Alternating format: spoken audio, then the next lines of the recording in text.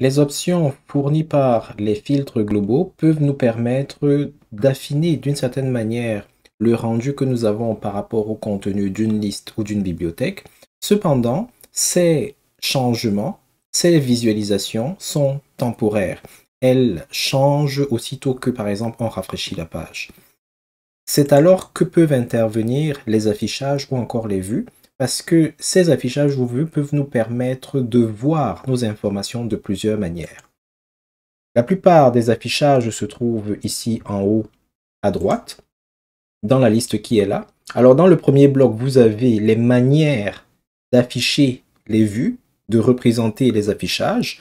Puis, dans la deuxième section, là où vous voyez tous les éléments, il y a une première section, il y a une deuxième section et puis il y a une troisième section. Donc, dans la deuxième section, vous aurez en général la liste des vues disponibles. Et par défaut, lorsqu'on crée un objet, qu'il s'agisse d'une liste ou d'une bibliothèque de documents, il existe la vue par défaut qui s'appelle tous les éléments. Et comme son nom l'indique, elle permet de voir tous les éléments qui font partie de l'objet en question. Et dans le dernier dans la dernière section, nous avons des actions qui nous permettent d'interagir avec la liste ou alors sa vue ou son affichage. Par exemple, créer, enregistrer sous, mettre en forme, etc. Pour mettre un peu en contexte, voici comment est-ce que l'utilisation des vues peut vous permettre d'avoir plusieurs scénarios, plusieurs angles de vue par rapport à la même information de base. Ici, nous sommes dans Asgard. C'est un projet que nous avions créé qui est un espace permettant de gérer les projets de manière simplifiée grâce aux outils de base de SharePoint. Ici, on a la liste des projets. Donc, ces informations nous permettent de savoir en gros quels sont les projets qui sont en cours, qui sont dans le portefeuille, grâce à la vue qui s'appelle tous les projets. Si on clique ici, on peut voir que dans la partie du milieu, on a différentes manières de voir ces projets-ci. Si on prend par exemple le résumé, les mêmes projets que nous avions vus tout à l'heure sont toujours disponibles, mais ils sont présentés d'une autre manière.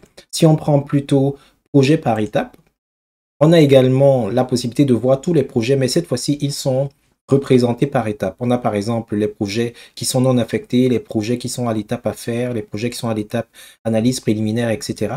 Et si on veut vraiment voir de quoi il est question, on peut ouvrir ces zones-ci et on peut voir les projets qui font partie de ces étapes-là. On peut également voir les projets par nature et par client. C'est un phénomène similaire. Là, par exemple, les projets qui sont des projets d'affaires, les projets de formation, les projets d'infrastructure, etc. Et si on ouvre, on peut voir que dans le projet, les projets à faire, voici les différents clients que nous avons.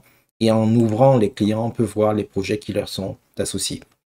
Il s'agit d'exactement la même information de base, sauf que suivant les regroupements, suivant les filtres que nous allons appliquer, nous avons la possibilité de voir autre chose, ce qui peut vraiment faciliter notre tâche.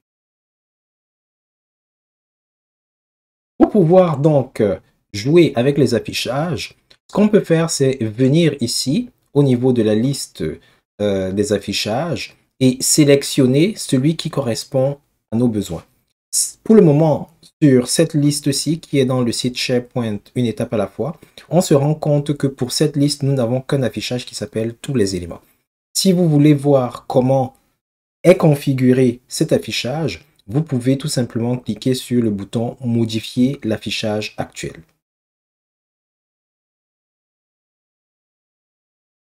Lorsque vous entrez dans les options d'affichage, voici à peu près ce que vous pouvez voir. Vous avez tout d'abord le nom de l'affichage. C'est ce nom-là qui va apparaître dans la liste des affichages et qui va vous permettre de sélectionner ou pas l'affichage ou la vue en question. Il est important, pour des raisons évidentes, de donner à cet affichage-là un nom qui est suffisamment parlant. Ça va permettre aux gens, lorsqu'ils voient cet affichage, le nom, de savoir à quoi est-ce qu'ils auront droit s'ils choisissent cet affichage-là. Vous avez également le nom ou alors l'URL de l'affichage, parce que l'affichage, c'est en général conservé sur SharePoint comme une page web, mais ceci, nous en parlerons un peu plus tard. Le principe des affichages, c'est qu'ils récupèrent les colonnes qui font partie soit de votre bibliothèque de documents, soit de votre liste, et il les affiche d'une certaine manière dans votre interface. Au milieu, nous avons la liste des colonnes ou des champs qui font partie de l'objet que nous sommes en train de manipuler. Lorsque c'est coché, ça veut dire que vous êtes en train de demander au système d'afficher la colonne en cours. Donc, on peut constater que nous avons un certain nombre de colonnes, mais sur toutes les colonnes que nous avons, en fait, nous en avons 26. On peut voir le chiffre final ici. Donc, sur les 26 colonnes qui existent, certaines de ces colonnes sont des colonnes système, certaines de ces colonnes sont des colonnes utilisateurs. Sur les 26, il n'y en a que 4 qui sont affichées. Et elles sont symbolisées par les coches que vous voyez là. Autre élément à considérer, c'est ici là les numéros. Les numéros indiquent la position de la colonne par rapport à la gauche. 1 veut dire que c'est la colonne qui sera la plus à gauche de votre écran.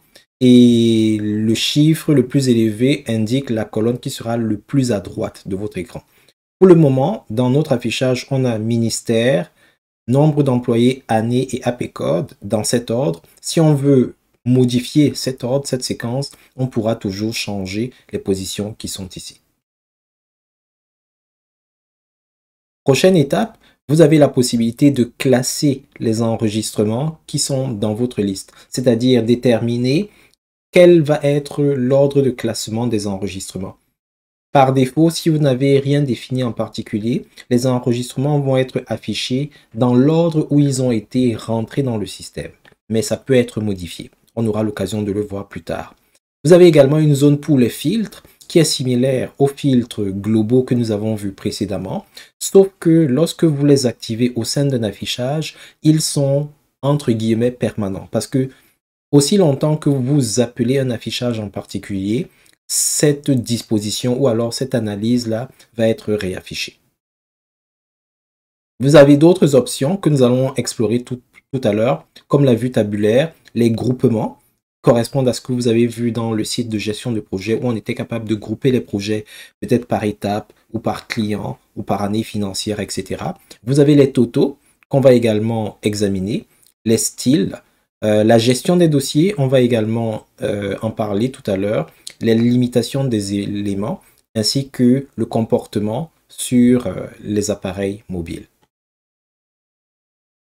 Lorsque tous les éléments relatifs à l'affichage ont été configurés, il vous suffira de valider. Dans ce cas-ci, je n'ai rien modifié parce que dans les capsules qui vont venir par la suite, nous allons voir comment créer un affichage une étape à la fois et on aura l'occasion de jouer avec certaines de ces options-là.